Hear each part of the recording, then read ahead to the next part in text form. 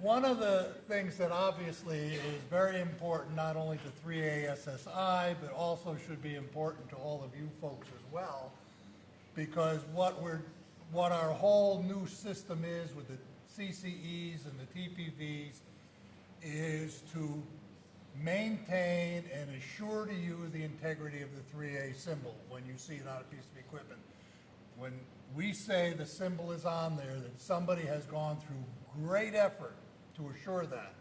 There are mechanisms in place in order to help control when things go awry.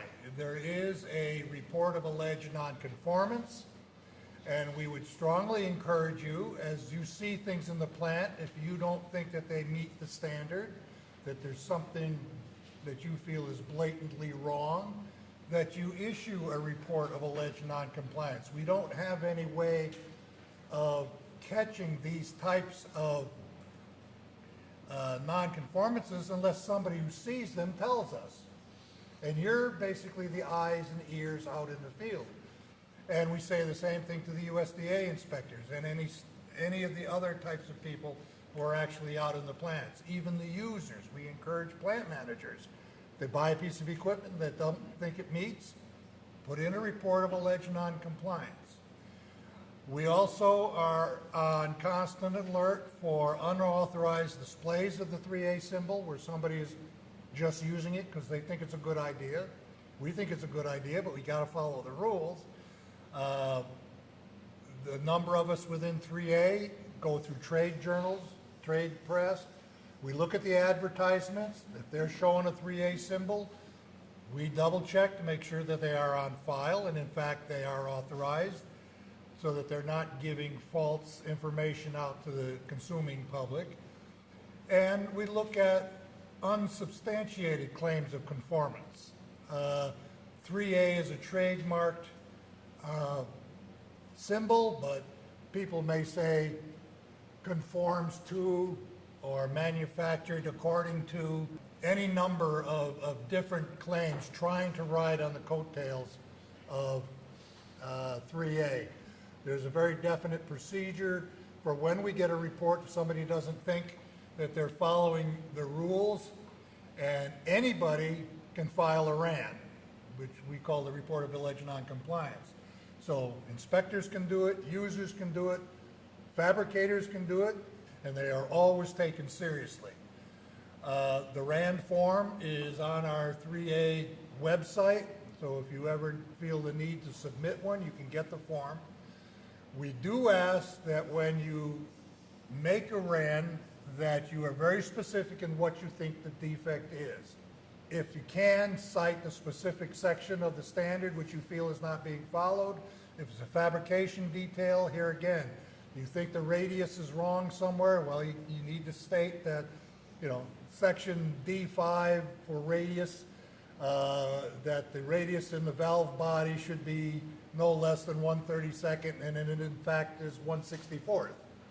That gives us an opportunity to go right, narrow in to find out what information is wrong. Once we get that information, we start an investigation. We go back to the plant operators, we go back to the fabricators, we may even call who submitted the RAN, okay, to get a little clarification. What exactly did you see? What we're trying to do is determine specifically who is the responsible party. In the case of a pump like the Fristam pump, if somebody wanted to have an air blow, drills a hole in the side of the housing, screws in a tap so they can attach an air hose to it, well, that's not really Fristam's problem. They didn't do it. Their design is perfectly okay. If we can find out that this was the plant's operation, then it helps us figure out who's got to fix the problem. If the RAN is sustained and we say, yes, this really is a problem, it really doesn't conform. If it's a plant operation, relatively simple. You tell the plant, you got to fix it. You got to take the tap out. You need to buy a new pump head. You can't do that. But we're also assured that there aren't thousands of them out there like that. If it comes back and we find that it was the fabricator's fault, they didn't follow their quality control program. Their machinist wasn't following the rules, and instead of cutting a 1/4-inch radius, they were only cutting an 1/8-inch radius. And they may have hundreds of them out there. Well, then the fabricator becomes the responsible party. And we will then sit down with them and say, okay, you've got a problem, how are you going to fix it? And not only do we expect you to fix the one we found, but we expect you to fix every single one you've sold till the last time we've got a report that you made them right. And if the fabricator doesn't comply, we withdraw the symbol authorization. We also notify the trade press, we notify the regulatory agencies. Milk Safety Branch will get a notification of every RAN, so does USDA, so that they can notify you that now this model pump and this authorization is suspect. Don't believe the symbol on it. Treat it as if it's a non-standardized or unacceptable piece of equipment. Those reports of alleged non-compliance that we have adjudicated, you can find the reports on our website. We list them all on our website.